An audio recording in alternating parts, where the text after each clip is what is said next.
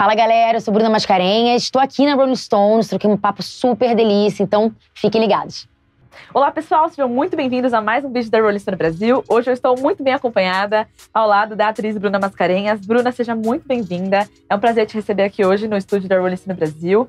Hoje vamos papear bastante, já estávamos conversando aqui no off, fora da câmera. Enfim, falar um pouco dos projetos futuros. E, obviamente, o gancho dessa entrevista é aí a 5ª e última temporada de Sintonia, que saiu agora, no comecinho de fevereiro. E, enfim, essa série que tá aí desde 2019, original da Netflix brasileira, alcançou patamares gigantescos.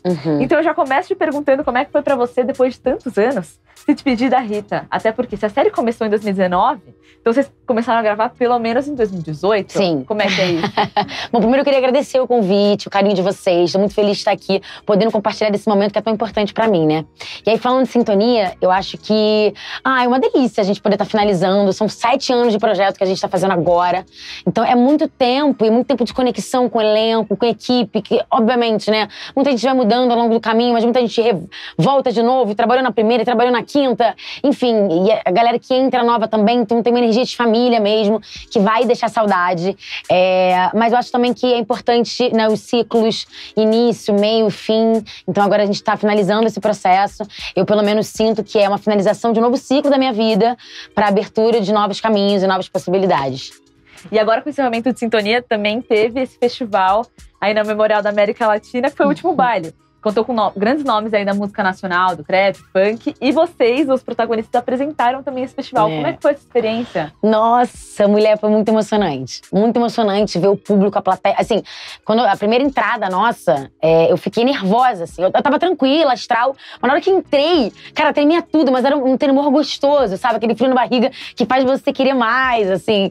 Então, e aí a gente entrou no meio da música do Doni também, do JP, do Doni Te Amo Sem Compromisso. Enfim, foi muito bonito. No final choveu também, a gente entrou na chuva mesmo e tava ali com a galera, então receber esse carinho, tete a tete ali, olhando pra todo mundo, é muito gostoso, passa um filme na cabeça. Esse festival, realmente, a Netflix, ela deixou uma marca bem bonita, assim, sabe, dessa finalização do nosso processo. E você e os meninos têm uma amizade muito bonita, né? Uma parceria muito sincera, muito verdadeira. A gente se gosta demais, assim. Então, sempre quando a gente se encontra, é babado, é fofoca, é alegria, é compartilhamento. E agora que finalizou, a gente fala assim, gente, agora finalizou, não tem mais sintonia. Então, a gente vai ter que manter também nossa amizade aí e se vendo regularmente, porque a vida é uma loucura, né? O tempo vai passando, mas a gente se gosta muito e esse carinho vai ser para sempre, assim. Ai, que gostoso. Marcar reuniões aí. Exato, tem que ser. E nosso elenco como um todo é um elenco muito legal. Às vezes tem uma rixinha aqui, briga. Cara, a gente não teve isso. Até os atores novos que iam entrando a cada temporada, todo mundo sempre se sentindo acolhido, sabe? É muito gostoso, realmente, a energia que a gente conseguiu, assim. Ai, que delícia. E falando um pouco também sobre a Rita, né, que é a sua personagem, ela vive muita coisa. A gente também tava conversando nesse off, mas ela começa ali como vendedora ambulante, começa a estudar direito, ela tem um envolvimento muito grande com a igreja, também com religião. Qual foi o momento mais desafiador pra você, como atriz, de interpretar essa personagem tão complexa? Eu acho que tiveram vários momentos, exatamente porque ela é muito complexa. Ela passou por muitos lugares. Até mais do que os meninos tinham um objetivo desde o início, né? Ela não, ela foi se perdendo, foi se encontrando. E foram levando ela pra política. E depois ela entendeu, será que é isso? A política com religião? Enfim, eu acho que sempre esses entremeios, sabe? Quando ela entrou pra igreja evangélica. Porque ela era de berço evangélico, mas ela entrou de fato. Essa mudança repentina. Eu, atriz, Bruna, né? Quando eu olhei a primeira vez, eu falei, nossa, mas foi rápida essa transição, será que é assim? E nesses 2 anos, entre a primeira e a segunda, nesse intervalo, meu irmão, ele se converteu. E eu vi o quão rápido foi pra ele também. Então, essas transformações, né? Quando ela entra nesse pico de, pô, será que realmente eu fico fico como política dentro da igreja ou não, e aí ela muda, ela começa a estudar esse novo objetivo. Então sempre essas transições, você vai mudando de núcleo, né? Então quando eu entrei no núcleo, né, do direito, você tem que estudar sobre isso. Então essas mudanças de núcleo são muito gostosas pra mim como atriz, como ser humano, porque me faz sair da caixinha, aprender sobre uma outra coisa, ter mais empatia. Eu acho que na busca dos nossos personagens a gente precisa ter empatia pelas escolhas deles também. Então essa profissão é uma profissão que eu gosto muito, que eu admiro demais, e eu acho acho que essas transições são os desafios legais, assim, da Rita. E em algum momento, interpretando essa personagem, você se viu refletindo sobre algo da sua vida pessoal? Muitas vezes. Eu acho que a Ritinha é muito determinada, né? Muito focada. Acho que a primeira temporada foi onde mais me impactou isso, porque eu tinha acabado de chegar em São Paulo, morei com 19 pessoas, aquela loucura, trabalhando no restaurante, de repente aparece a Ritinha, batalhadora. Que, óbvio, a gente vem de vidas diferentes, temos estruturas familiares diferentes, mas essa coisa, sabe, de… Eu não sei pra onde que eu tô indo, mas eu tô indo. Eu tô dando o primeiro passo. Isso é uma coisa que a gente tem muito, assim. E eu acho que ela é uma pessoa muito inspiradora, né? Porque com ela, eu também tive esse start de falar assim, poxa, eu quero começar a dar aula em comunidade, sabe? Eu quero poder retribuir também tudo que Sintonia me retribuiu. Eu quero poder passar esses ensinamentos para adolescentes, para as pessoas que não têm oportunidade, às vezes, de fazer uma aula de cinema, de se descobrir. Porque muita gente quer ser ator, mas não entende muito bem o ofício do ator, né? Então, como é que eu posso também trazer para eles tudo que eu vivi nesses 6, 7 anos? E acho também que a Ritinha… ela se doa muito para as pessoas e às vezes esquece um pouquinho dela. E isso foi uma coisa que teve uma temporada que eu tava também no ápice dessa minha descoberta com a minha terapeuta. Também te falo assim, opa, eu acho que eu também sou muito assim.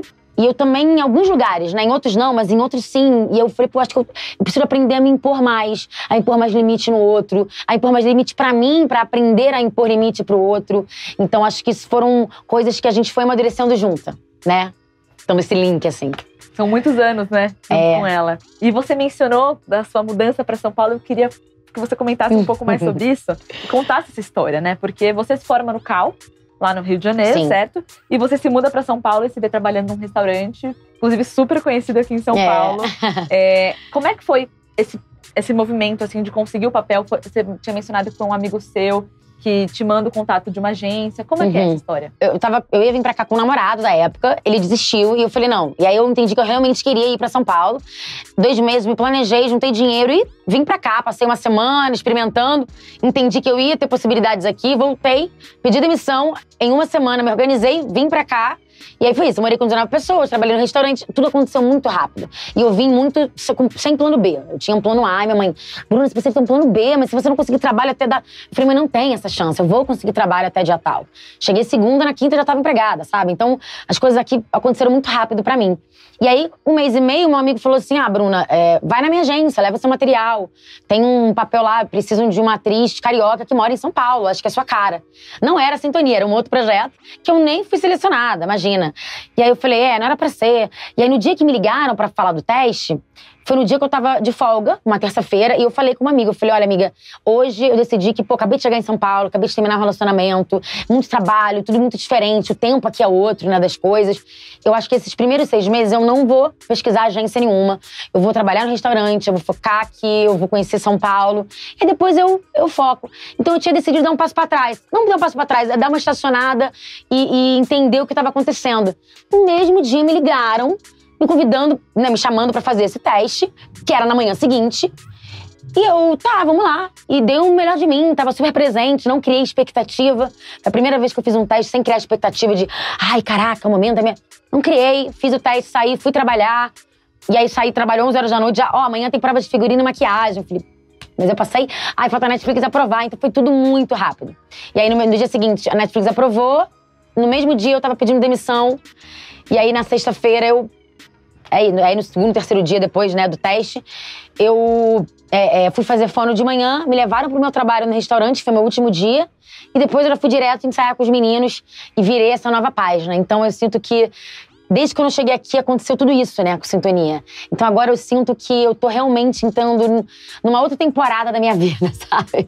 Agora sem Sintonia, mas com ela guardada no meu coração, com certeza. E quais diferenças você mais percebe, assim, no mercado audiovisual ou até do entretenimento entre São Paulo e Rio de Janeiro? Você vê isso? Eu tô aqui há 7 anos já, né? Eu gosto muito daqui, eu acho que as coisas aqui funcionam mais. Eu fui embora há 7 anos do Rio de Janeiro porque eu sentia que lá era tudo muito Globo. Ainda estava começando os streams, então ainda é uma coisa recente, por mais que não pareça, né? Faz muito parte da nossa vida hoje em dia, mas Sintonia foi a segunda produção brasileira, né, da Netflix, então é algo recente. Então eu lembro que eu saí de lá porque tinha tudo muito Globo, eu sentia que existia uma dificuldade ali de entrar nesse círculo. tava começando também essa coisa de self-tape, essa coisa do Instagram. Ai, quem tem muito seguidor. Então, quando eu fiz o teste pro Sintonia, eu falei, tem 3 mil seguidores. Se for por isso, eu não vou passar, entendeu? Então, eu tava realmente sem expectativa. E eu sinto que... Eu não sei como é que tá hoje em dia no Rio, mas eu sinto que, assim, eu tô muito feliz aqui. Aqui eu tenho muitas possibilidades, aqui eu tenho muitas aberturas. Enfim, então eu me sinto muito mais confortável. Acho também a cidade, né, muito mais cultural. Eu sinto que quando eu saí do Rio de Janeiro naquela época, tinham teatros fechando, infelizmente. Aqui tinham teatros abrindo, então eu sinto que aqui é um lugar muito prolífero, assim. No Rio também tem artistas maravilhosos, mas eu acho que falta investimento na cultura. Sempre falta, né? Mas fazendo um paralelo e uma comparação, eu acho que, ao meu ver, existe essa diferença, assim. E como é que foi pra você? Você acaba de chegar em São Paulo e já tem que interpretar uma menina que mora numa favela, numa periferia, em São Paulo. Como é que foi pra você entender a dinâmica dessas comunidades aqui? Eu acho que teve o sotaque, né? Que foi um grande desafio. Porque eu entrei, faltava 2 semanas pra começar a gravar. E tem também essa dinâmica, né, das periferias daqui, tem uma diferença, né, do Rio pra cá também, de vestimenta, do que é, sabe? Quando eu cheguei aqui, eu sou boot novo. Eu falei, o que é boot, gente?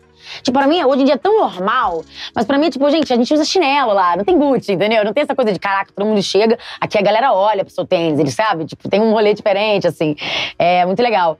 E eu acho que foram esses desafios, assim. Então, na época, o Conde me guiou muito, assim, nesse momento. Os meninos também foram super queridos comigo, o Johnny também, que é o diretor geral. Então, todos eles me auxiliaram muito, assim. Direto eu mandava áudio pra eles, 11 horas da noite. Eu falei, gente, como é que fala essa palavra aqui? Sabe? Eu tô falando certo? Fala pra mim aí, só pra ouvir você.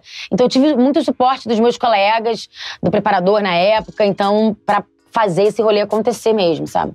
Fazer o sotaque deve ser muito desafiador. Muito desafiador e é isso, assim. Pra mim era tipo, cara, meu primeiro personagem no audiovisual, já sendo uma protagonista de uma série que vai pra 190 países e que vai pra cá, né? Eu acho que é isso, assim. Eu não queria que a galera daqui olhasse e falasse assim, quem que é essa carioca que tá fazendo aqui um personagem paulista, sabe? Então meu medo era esse. Eu falei, mano, eu quero estar o mais crível possível. E eu acho que a temporada inteira como um todo, acho que a produção sempre se preocupou muito com isso, em termos de roteiro, sabe? Todo tema que a gente vai entrando ao longo da série tem um cuidado muito grande, que eu acho que é por isso que a série conquistou tanto as pessoas. Porque realmente a gente tenta humanizar os personagens e mostrar o dia a dia real, assim. Pelo menos, né, dentro da dramaturgia, assim, mas sendo o mais crível possível. Com certeza. Agora, 2025, como é que você se vê chegando nessa nova fase da sua carreira? Eu me sinto muito mais madura, entendendo mais esse mercado, entendendo também que a gente não é CLT, né? Então tem momentos de altos e baixos, momentos de testes, momentos que você não tá fazendo projeto. Então como lidar com isso também, eu me sinto mais preparada hoje em dia pra lidar com isso. Ainda tendo as minhas inseguranças, os seus anseios, assim, normal, mas eu me sinto mais adaptada, assim. Eu acho que a maturidade faz isso, né? E eu acho que... eu fico muito orgulhosa. Eu sinto que Sintonia foi uma segunda faculdade pra mim. Eu sempre falo isso, porque eu aprendi muito. Eu acho que é um privilégio você poder trabalhar tantos anos numa personagem. Né? Você poder ir construindo cada vez mais. Da primeira pra segunda, quando a gente começou a ensaiar a segunda temporada, eu falei, como é que vai ser isso? Faz 2 anos que eu não entro em contato com essa personagem. Agora ela passa por novos dilemas. É uma nova mulher, mas é a mesma personagem, com a mesma bagagem até aqui. Então, eu acho que como na vida, né? A gente vai amadurecendo na vida, mas a essência é a mesma. A gente vai mudando muitas coisas, vai amadurecendo. Então, como fazer isso com uma personagem? Eu acho que esse foi um grande desafio e que me amadureceu muito como artista. Acho que é isso. É muito bonito o jeito que você fala, enfim, da arte em si, da indústria do entretenimento. Quais são hoje as suas maiores inspirações nesse meio, suas maiores referências? De artista? Isso. Olha, tem uma artista que eu queria muito trabalhar, que é a Adriana Esteves, assim.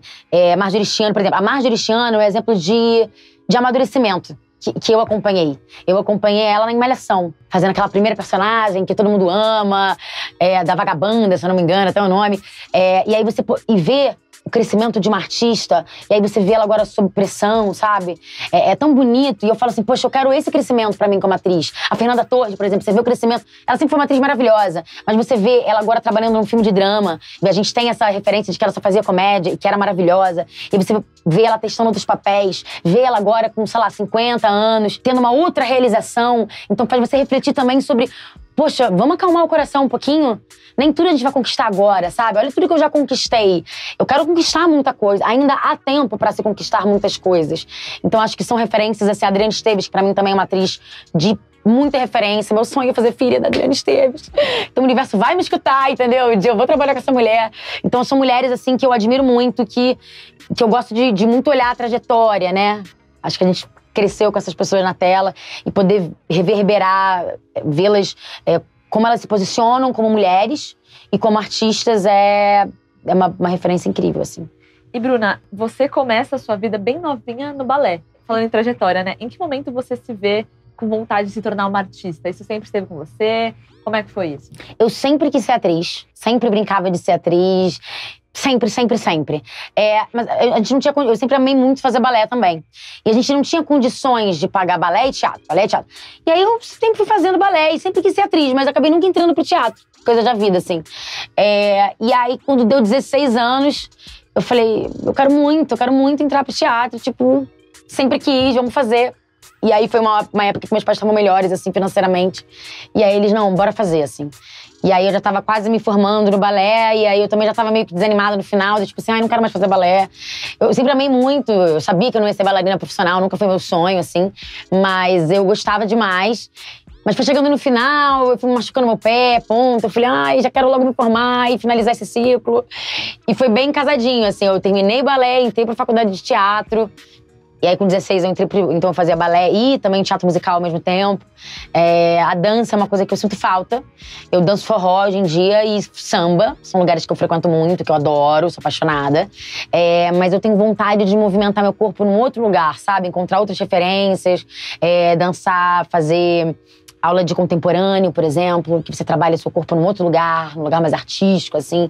Então, tenho essa vontade, quem sabe esse ano, não é o momento de voltar, entender o que eu quero aí de novo pra mim.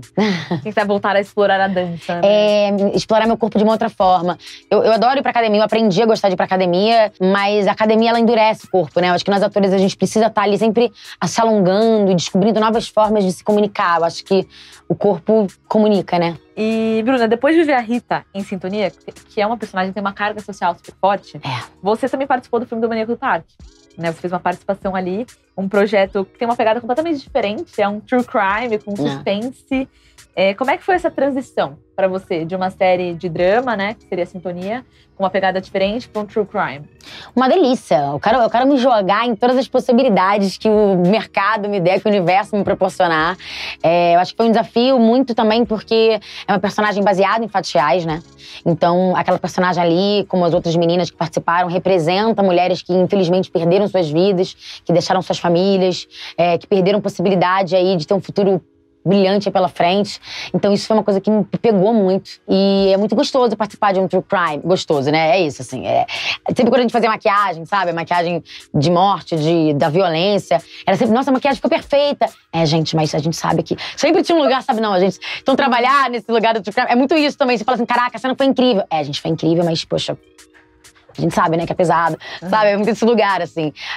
Mas trabalhar com aquele elenco foi maravilhoso. A troca com o Silvério foi incrível. Ele é um ator muito generoso, assim. Então, eu aprendi muito. E me senti muito profissional também. Porque quando a gente fez, né, foram muitos momentos. Então, tipo, o momento do tapa.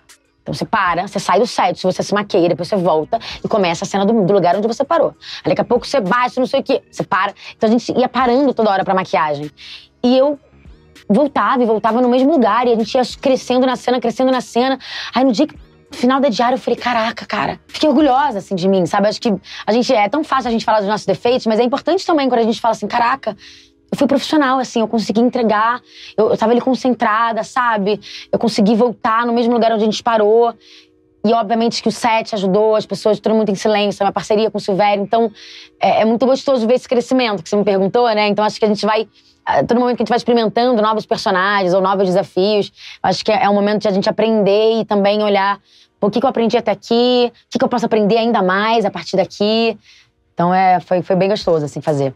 Quais outros gêneros você tem vontade de explorar ainda? Cara, eu tenho muita vontade de fazer comédia. E eu acho muito desafiador, assim.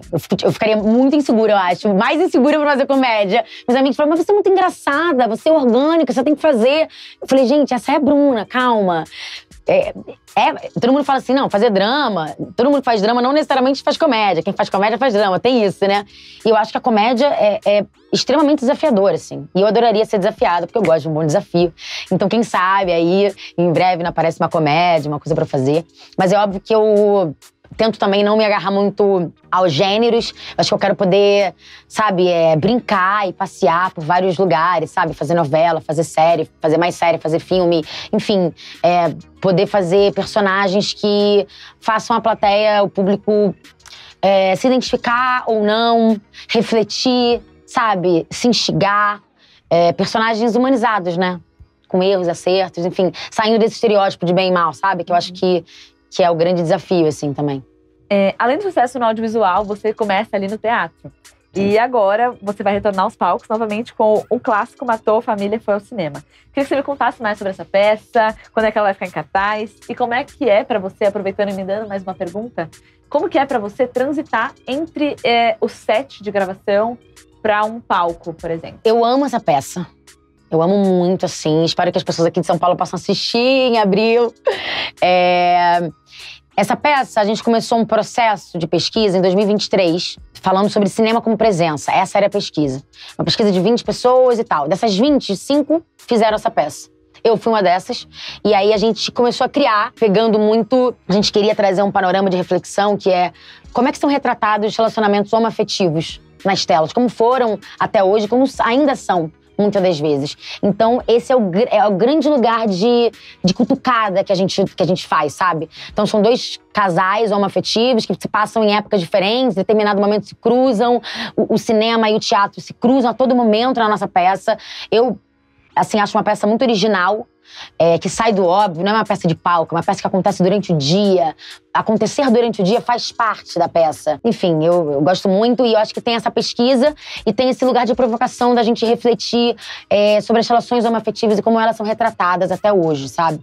Como que a gente pode começar a retratar, como isso mexe nas pessoas, as reflexões em relação a isso. Então, é uma peça muito provocativa e que deixa o telespectador, né? A plateia, aqui já muda, misturando aí o audiovisual com o teatro, que deixa a plateia também instigada e muito presente na hora do teatro. Então, há diálogos, há perguntas, há uma interação ali.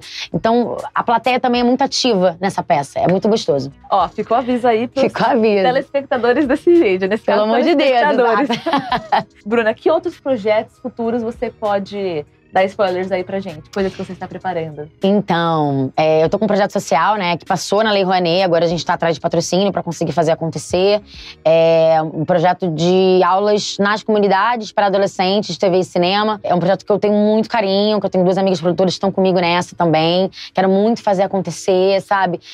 Dentro desse projeto, a gente aumentou o projeto também de ir nas escolas, falar sobre filme, levar os alunos para o cinema, que é você proporcionar uma experiência. Muita gente não tem possibilidade de ir pro cinema, né? Cinema é um artigo de luxo, infelizmente, é caro, né? Então, a gente poder proporcionar essa experiência para os alunos, para depois a gente falar sobre o que vocês perceberam do filme, sabe? A gente poder fomentar esse lugar. Então, eu tenho muita vontade. A gente tá se empenhando muito para que esse projeto aconteça e ele vai acontecer. E tô também em negociação com outros projetos de audiovisual, que ainda não posso revelar, mas já estamos negociando aqui, acolá. E faço dublagem também, né? Eu dublei alguns animes, fiz a primeira personagem fixa ano passado, foi uma guitarrinha, assim, de um anime, foi muito legal. Esse ano também já gravei uma participação numa série, também que vai sair em breve. Então eu tô muito feliz de poder também me descobrir, né, em outros braços, né, me produzindo, dando aula, dublando. Quero entrar pra locução também. Então eu quero poder experimentar outras possibilidades dentro da minha arte, assim. Na entrevista que você fez com a Cara, acho que faz uns 2 anos, você já tinha falado que você gostaria de começar na locução. Como é que tá essa preparação também? Como é a preparação pra dublagem, locução? A dublagem eu fiz um curso de 1 ano, né? Fiz um curso de 1 ano na do Brasil, e aí, enfim, terminei esse curso ano passado, e aí entrei nessa… E é um meio difícil de entrar, né? Então, você vai… Na tua que a galera fala assim, nossa, pra você entrar no mercado demora uns 4, 5 anos pra você falar assim, opa, tô dentro do mercado. É um mercado fechado, é muito desafiador você entrando, sabe? Você tem que… Muita persistência de mandando aqui, mandando ali. Aí daqui a 3 meses você não recebe metade. Às vezes não recebe feedback de muita gente, você manda de novo. E a locução é a mesma coisa. Então, são caminhos ali que você tem que ir muito sozinha ali, engatinhando. A locução… E aí eu tive que fazer uma escolha, né? Eu falei assim, poxa, quando você fala assim, eu vou entrar na locução, dublagem, não sei o quê. tá, mas vamos botar uma ordem aqui? E aí eu foquei primeiro na dublagem, aí agora eu vou poder focar na locução, junto com gravação, com peça, com filme, não dá pra dar conta de tudo. Então, tô entrando aos pouquinhos nessas possibilidades, assim. E sobre o projeto social que você tinha mencionado também, me conta mais sobre e o que te motivou a ter essa iniciativa? Uma vez eu fiz uma live no meu Instagram e eu chamei algumas pessoas pra participar. E aí tem uma menina que falou assim, eu sou atriz, a Júlia, o nome dela, uma querida. Eu dou aula pra deficientes visuais aqui, se eu não me engano, eu não lembro de onde que ela é agora, é Espírito Santo. E aí eu chamei ela, a gente trocou um papo, e aí um ano depois a gente meio que manteve contato, assim, e Fã de Sintonia também. E aí a gente manteve contato e ela me chamou pra dar uma palestra. E aí da palestra virou um bate-papo, que virou poxa, o que você acha de você falar de uma cena, de você dirigir? Sabe, foi se transformando e acabou que não aconteceu, não deu certo. Por motivo de logística, de várias coisas. Só que aí a semente já estava sendo plantada. E eu falei, poxa, eu tenho conhecimento pra passar, eu tenho ainda muito pra aprender, mas eu também já posso passar o que eu já aprendi. Poxa, eu acho que eu dialogo diretamente com esse público. Eu tenho uma abertura muito direta. Eu sempre quis fazer um projeto social. Meu pai, ele é educador, né? Ele é professor, enfim. E ele sempre falou de projeto social. Ele, Bruna, quando eu for rico, eu quero fazer um projeto social, eu quero poder dar aula pras pessoas. E vários projetos incríveis que ele tem, assim. Então eu sempre tive esse feeling com ele, sabe? Da gente, vamos criar uma escola enorme, que tenha foco em cultura, que tenha foco em esporte, que era a área do meu irmão, em educação, que é a área do meu pai. Então a gente sempre falou muito de projeto social. E aí, de repente, me veio essa vontade de poder passar esse conhecimento. E eu falei, me veio também esse lugar do, poxa, eu tenho essa abertura, existe essa possibilidade. E esse desejo também de poder fazer algo, sabe? Poder retribuir como cidadã, não só como artista. Porque eu acho que você faz uma série que impacta as pessoas. Mas eu poderia não ter passado no teste, poderia ser outra pessoa. Você entende? Sei lá. Então não é muito sobre... Essa série, ela já ia acontecer, além de mim, sabe? Então, o que eu, Bruna, também posso fazer para mudar de alguma forma, para impactar de alguma forma? E aí, ano passado, eu participei também de um projeto de uns colegas meus, assim, e que eles fizeram esse projeto, eles iam em umas escolas públicas e eles davam uma, né, que era perto da produtora deles, e eles... Toda semana ia levar, tipo, um roteirista, uma atriz, isso aqui. Eu fui 2 semanas seguidas, propus alguns atores e propus texto, cena. E uma delas, assim, mandou mensagem pra minha produtora e falou assim, cara, eu descobri que eu quero ser atriz. Sabe, eu fiquei encantada, eu me vi desafiada. Como é que eu faço? Qual que é o próximo passo? Então você fala assim, caraca, impactou uma pessoa ali que, de repente...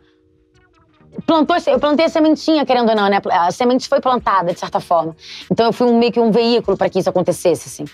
Então acho que é isso, poder retribuir um pouquinho, assim, o que o universo também me proporcionou. E essa vontade minha, que já era muito grande, mas não tinha um direcionamento, que eu acho que hoje em dia tem. Eu sei exatamente o que eu quero falar, como eu quero comunicar. E quero muito que esse projeto aconteça. Você já tinha feito uns workshops, não tinha? Então, rolou. Foram esses workshops que eu acabei fazendo. E foi legal, porque foi a primeira experiência minha. Então é sempre esse momento de descoberta, de você, às vezes, planejar uma aula e depois você fala assim, opa, o tempo passa rápido, hein? Caraca, quando você tá... As coisas têm que mudar, então você também tem que ser maleável, entender. Então esse processo também... E eu acho que também um processo de amadurecimento, de aprendizado pra mim, é que quando você senta pra montar uma aula, você também tem que entender, botar o seu conhecimento em pauta. O que é mais didático? Então, eu aprendi muito comigo mesma, entendendo. Eu falei, poxa, que legal que eu tenho sabia que eu tinha essa consciência, que legal. Sabe, você também vai se desafiando a partir do momento que você vai montando uma aula.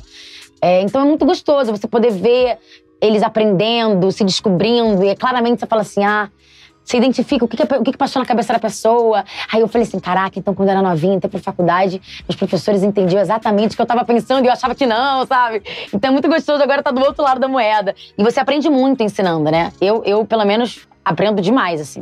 Você gostou de estar nesse lugar de professora? Gostei muito. Ainda é um lugar que eu tô ainda pisando devagarinho, mas... Sinto que é um lugar de muito aprendizado pra mim, sabe? Ai, que bacana. E, Bru, nossa última pergunta. Sim. Você acha que, de alguma forma, a sua experiência com Sintonia influenciou as suas próximas escolhas de projetos audiovisuais?